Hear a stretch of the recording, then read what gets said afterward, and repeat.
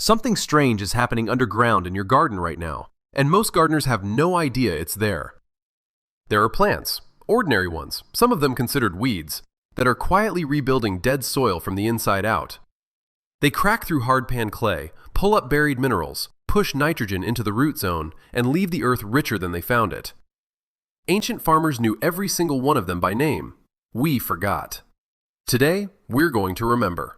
By the end of this video, you'll know exactly which plants can heal your most tired, compacted, lifeless ground. No chemicals, no expensive amendments, no machinery. And I'm saving the most surprising one for last. It looks like a weed. Most people yank it out the moment they see it. That is a very costly mistake. Let's start with a plant most of us already grow, but almost nobody understands. Sunflowers. You probably think of them as cheerful, maybe a little showy. Bright heads nodding in the late summer sun. But what's happening 6 feet below that flower is one of the most dramatic soil events in your garden.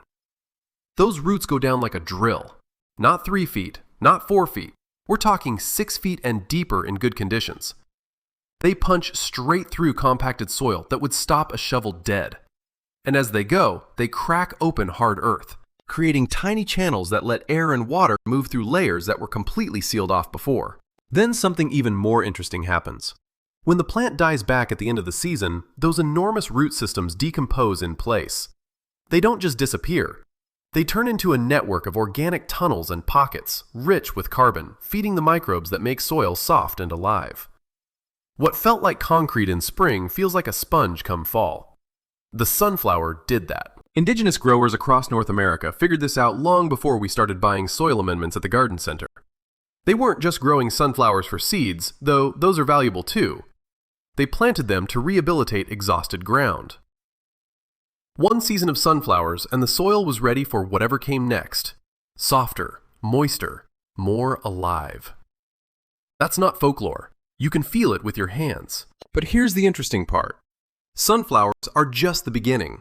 The next plant I want to tell you about has been doing this exact same job for centuries on another continent, and most people walk right past it every day without a second glance. Mustard greens. Not the pretty ornamental kind. The kind that comes up wild along roadsides, vigorous and sprawling, with those thick, waxy leaves and tiny yellow flowers. Medieval farmers valued this plant so highly they employed people called mustardarii, workers whose whole job was cultivating it. They knew something we're only now rediscovering. Those roots drive down 3 feet, sometimes 5 feet in dry conditions. They break through compacted soil the same way sunflower roots do, creating underground highways for the plants that come after. But mustard adds something else to the mix. The thick canopy of leaves smothers weeds completely, acting like a living mulch while the plant is still growing. And when you chop it down while it's still green and turn it into the soil, this is called a green manure. And it's one of the oldest tricks in farming. Clay loosens, drainage improves, and the microbial population in your soil explodes. The microbes feast, and a thriving microbial community is the single best thing you can do for long-term soil health. There's also a bonus that surprised me when I first learned it. Mustard produces natural chemical compounds in its tissues that act as a gentle biofumigant in the soil. Certain pest nematodes, the destructive kind that attack plant roots, decline in the presence of mustard. The beneficial nematodes largely survive. It's remarkably selective, like a natural filter. And scientists have studied mustard's ability to absorb heavy metals from contaminated soil, pulling pollutants out through its roots through a process called phytoremediation.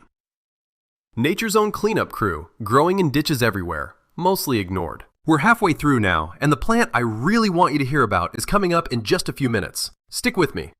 First, let's talk about clover, because I think clover might be the most undervalued plant in the history of gardening.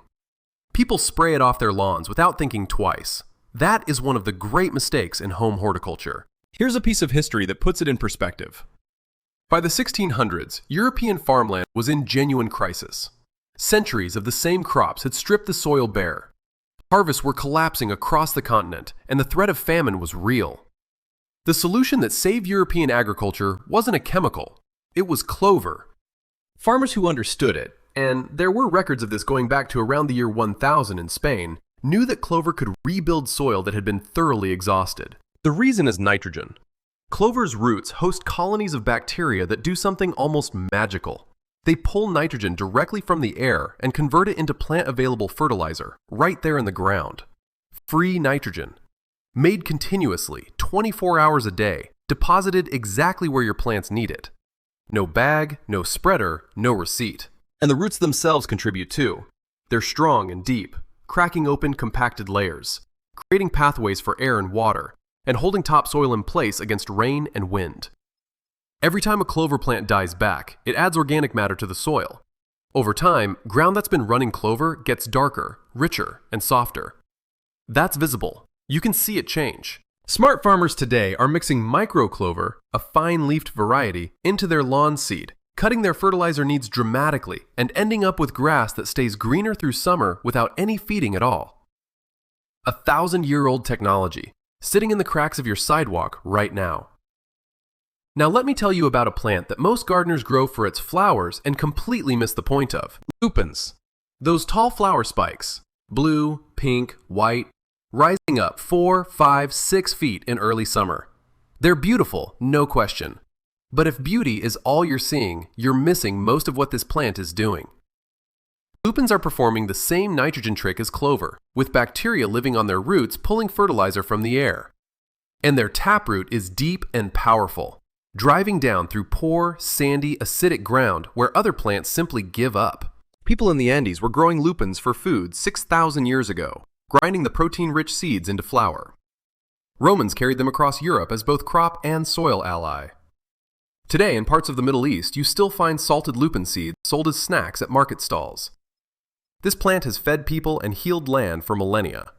In your garden, it belongs anywhere the soil is poor and compacted.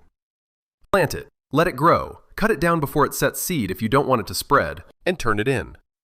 The ground underneath will be noticeably different the following year.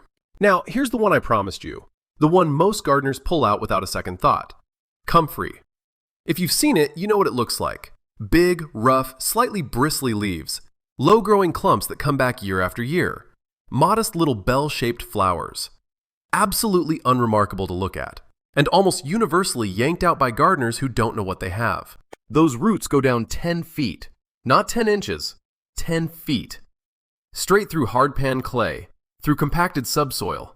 Reaching layers that nothing else in your garden ever touches. And those roots are pulling up minerals, potassium, calcium, phosphorus, trace elements, that have been locked deep underground for years. Things your other plants can't reach on their own. Then here's the genius of it. You cut the leaves. That's it. You don't have to do anything complicated. Just cut them and lay them on the soil around your tomatoes, your fruit trees, your vegetable beds, anywhere you want. Those leaves break down quickly and release all those deep-mine nutrients right at the surface, exactly where shallow-rooted plants can use them. It's a nutrient pump. The plant reaches down where nothing else can, pulls riches up, and you distribute them across your garden with a pair of scissors. Throw comfrey leaves into your compost pile, and ordinary kitchen scraps break down in roughly half the time. The leaves act as an accelerator. You'd pay $20 for a bottled version at the garden center. The comfrey does it for free. Permanently, year after year, without you ever replanting it. The variety to look for is called Bocking 14. Scientists developed it in the 1950s specifically for gardeners. It has all the soil benefits of wild comfrey, but doesn't spread aggressively by seed. You plant it once, in a spot where you want it to stay, and it works for decades. One plant, and your soil keeps getting better for as long as you garden that ground. Now, before we close, let me mention two more quickly because they both deserve a place in your toolkit. Buckwheat is not related to wheat. It's actually a cousin of rhubarb, which surprises almost everyone. It grows fast, flowers in just a few weeks, and bees are absolutely wild for the nectar.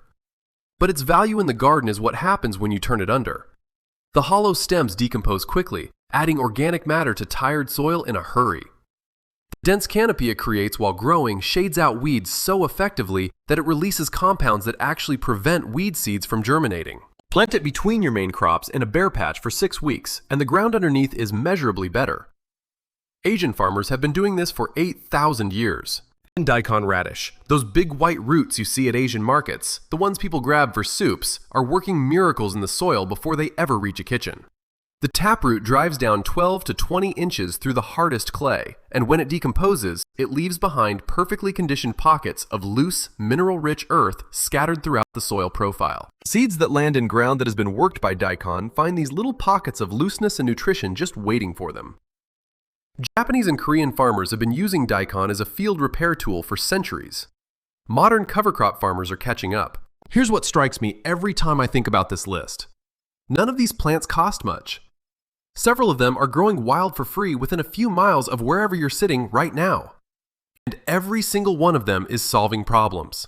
Compaction, nutrient depletion, poor drainage, weed pressure, that most gardeners are spending real money trying to fix with bags and bottles that don't address the cause. Dead soil doesn't need chemicals. It needs roots. The right roots from the right plants, working patiently the way nature designed them to work. That's always been true. Ancient farmers knew it. We're just remembering. So here's my question for you, and I'm genuinely curious, so please share your answer below. Which of these plants is already growing in your garden, even if you didn't put it there? Sometimes the soil already knows what it needs.